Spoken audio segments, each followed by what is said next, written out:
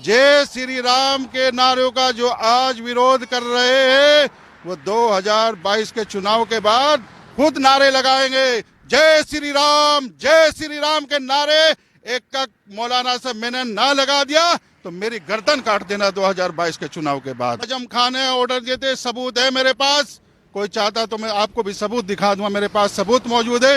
ये कहा था जाटों को काटो, साले को टुकड़े कर दो, आजम खान ने कहा था। आज वहाँ अखिलेश यादव प्रेस वार्ता कर रहा है, शर्म आनी चाहिए जाटों को भी, और जो उसको जो है वहाँ नाश्ता उठा रहे हैं।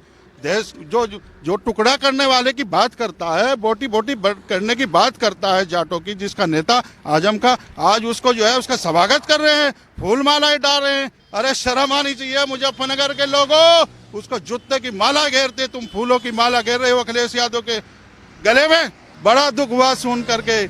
एक यतीम बच्ची चुनाव लड़ी है, देश की सेवा करना चाहती है, क्षेत्र में काम करना चाहती है, और उसके परिवार ने काम करके दिखाया है। उसके बाप ने, हुक्म सिंह जी ने काम करके दिखाया है, हुक्म सिंह साहब ने, और आज उसके बच्चों को तुम पत्थर मार रहे हो। डूब मरने की जिंदगी है ऐसे लोगों की। यार दिल बहुत दुख हुआ है सुबह। नमस्कार, स्वागत है आपका हेडलाइंस इंडिया पर। मैं हूं नवीन चौहान। पहले चरण के चुनाव को अभी लगभग 10 दिन बाकी हैं, लेकिन उससे पहले ही राजनीति का तड़का लगना शुरू हो गया। जय श्री राम के नारों से अखिलेश के नेताओं को बड़ी एलर्जी हो रही है, और दूसरी तरफ अब योगी ने भी बोल दिया कि गर्मी अभी शांत नहीं हुई। आज बातचीत करने के लिए हमारे साथ मौजूद हैं राव मुशर्रफ जी, जो बड़ी बेबाकी से बोलते हैं, जो जय श्री राम का नारा लगाने के बाद भी सुर्खियों में आए, और आज हमारे साथ है, उनसे बातचीत करेंगे।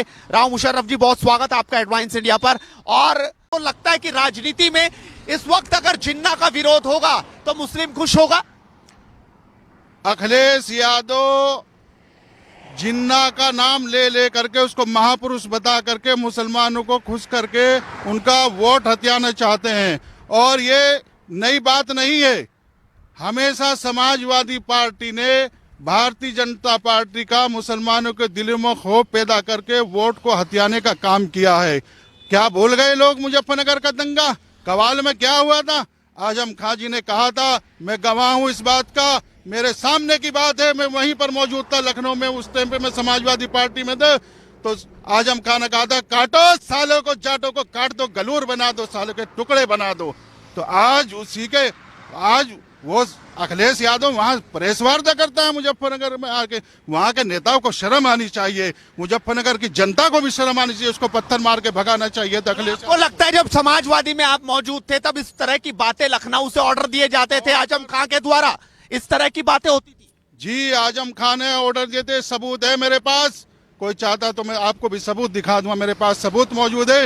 ये कहा था जाटों को काटो, साले को टुकड़े कर दो, आजम खान ने कहा था। आज वहाँ अखिलेश यादव प्रेस वार्ता कर रहा है, शर्म आनी चाहिए जाटों को भी, और जो उसको जो है वहाँ नाश्ता उठा रहे हैं।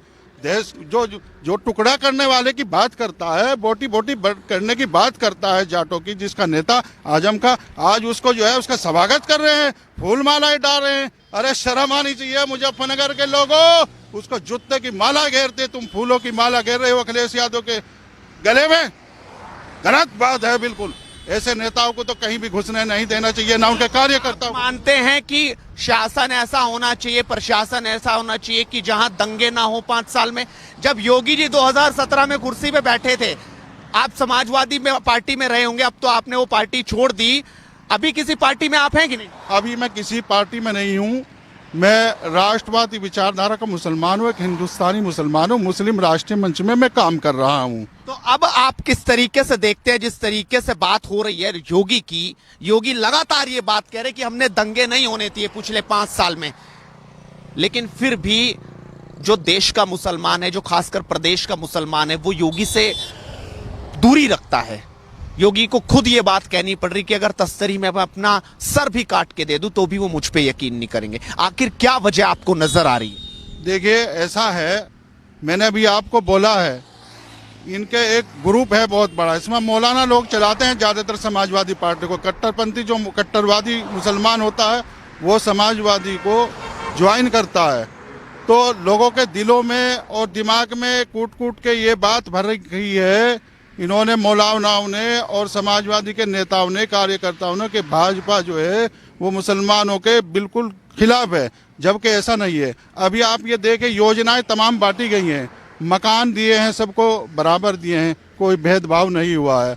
राशन हर 15 दिन में फ्री दी जा रहा है। कोई ये थोड़ी कहा जा रहा कि मुशर्रफ अली को राशन मत देना, कि मोहम्मद रफ़ी को राशन मत देना, जावेद अली खान को राशन नहीं देना है, भोला सिंह को ही देना है, भगत सिंह वर्मा को ही देना है, फला सिंह को ही देना है। ये थोड़ा ही नाम लिखा रखा, सबको बराबर भेदभाव। और देवबंद के अंदर मैं बताता हूँ आपको, देवबंद में 80% मुसलमान है। देवबंद के अंदर सबसे ज़्यादा अगर मकान बने हैं फ्री, प्रधानमंत्री योजना के अंतर्गत जो आवास बने हैं वो मुसलमानों के बने हैं, शौचालय बने हैं, फ्री बने हैं, राशन सबसे ज़्यादा मिल रहा है, गैस सिलेंडर फ्री मिले हैं। तो कोई भेदभाव जब योगी जी ने और मोदी जी ने नहीं किया है, तो मैं समझता हूँ मुसलमानों को भी गद्दारी नहीं करनी चाहिए। और मुझे उम्मीद है मुसलमान गद्दारी नहीं करेगा। जिसको योजना का लाभ मिला है, जिसको आवास मिला है, रहने के लिए मकान मिला है, खाने के लिए रोटी मिल रही है, अनाज मिल रहा है, फ्री मिल रहा है, अब तो तेल नमक सब कुछ मिल रहा है। मैं कहता हूँ नमक तो वैसे भी खा के आराम नहीं करना चाहिए। तो मुझे उम्मीद है जिन लोगों को ये फायदे हो रहे हैं, लाभ मिल रहा है सरकार से, तो वो गद्दारी बिल्कुल नहीं करेंगे, ना नमक हराम करेंगे।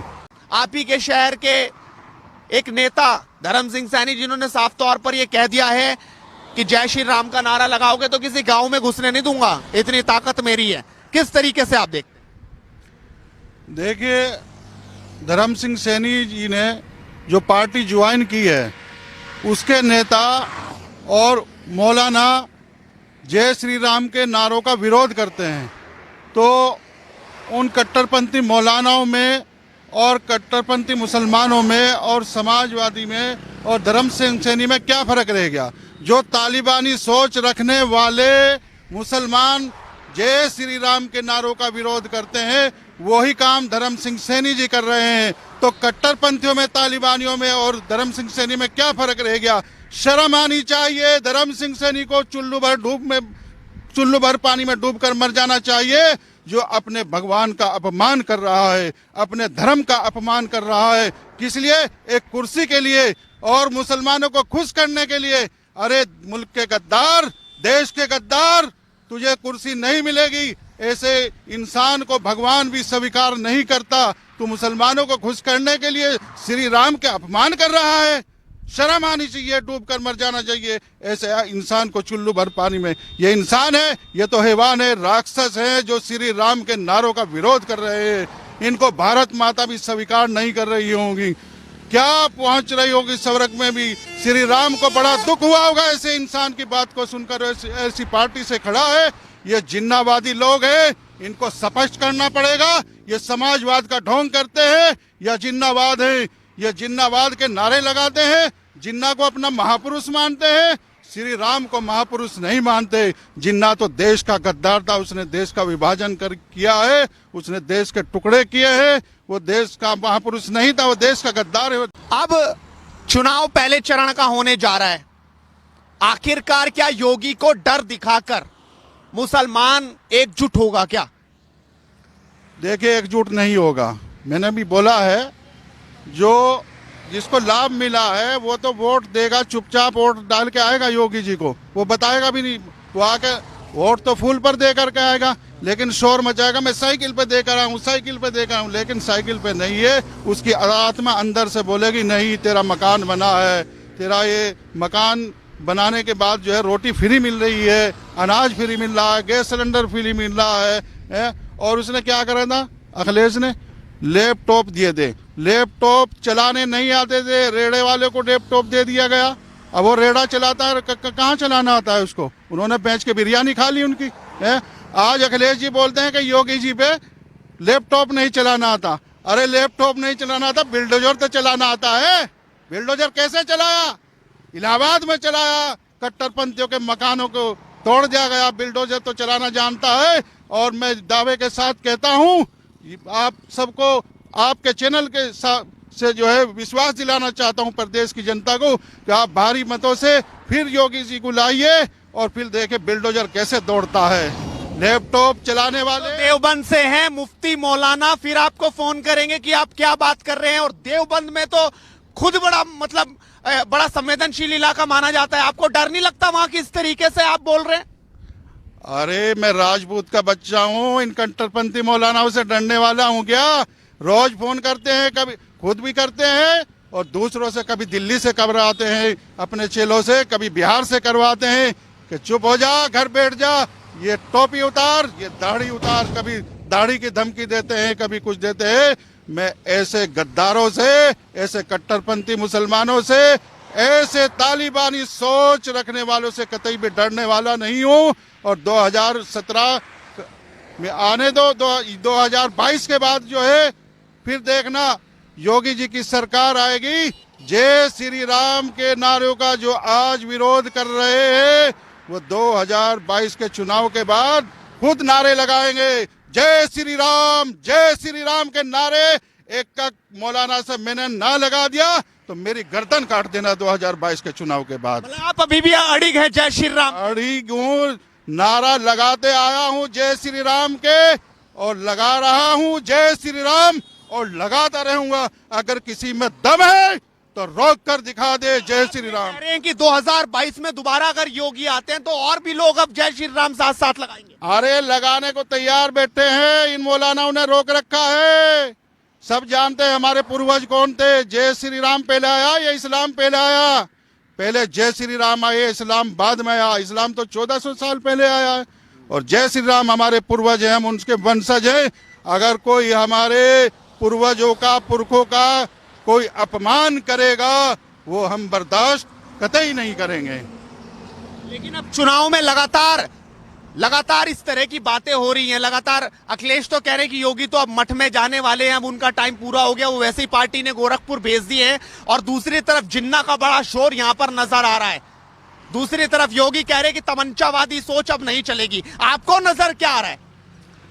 देखिए, जो लोग मठ में भेजने की बात कर रहे हैं, कभी मठ में बोलते हैं, कभी बोलते हैं मोदी जी जो है वो पहाड़ों में चले जाएंगे, वो अपना रास्ता ढूंढ ले, वो कहाँ जाएंगे। उनको जो है वो कहीं पनाह नहीं मिलेगी। अरे गद्दारों, अब भी वक्त है, सुधर जाओ, समर्थन कर दो योगी को, मोदी को। इसी में भलाई है। ये हिंदुस्तान है, ये इस्लामिक देश नहीं है। तुम इसको इस्लामिक राष्ट्र बनाना चाहते हो, कैसे बना लोगे? 20 और 80 में बहुत फर्क होता है। तुम 20% को एक होने की बात कर रहे हो, तो मैं कहता हूं जब 20% एक हो सकता है तो क्या 80% वाले एक नहीं हो सकते? अरे शर्म आनी चाहिए गद्दारों। ये 80% एक होकर रहेंगे और तुम्हें जो है सबक सिखाएंगे। तुम्हारे उसमें से भी जो है 8% मुसलमान जो है वो भारतीय जनता पार्टी को देगा, तो 20% भी नहीं, 12% वाले कहाँ जाएंगे?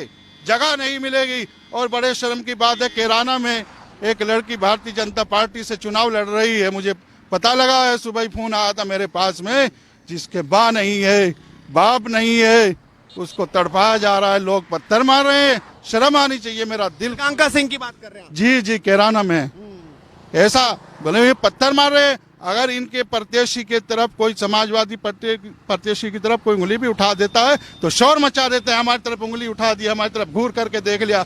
अरे माँ बाप नहीं है, बच्ची के माँ नहीं है, बाप नहीं है, और ऐसे बाप की लड़की है जिसने हुकम सिंह चौधरी, हुकम सिंह जी जो है, उन्होंने हमेशा देश की सेवा की है। अपनी पूरी जिंदगी उनके पिताजी ने राष्ट्र हित के लिए लगा दी।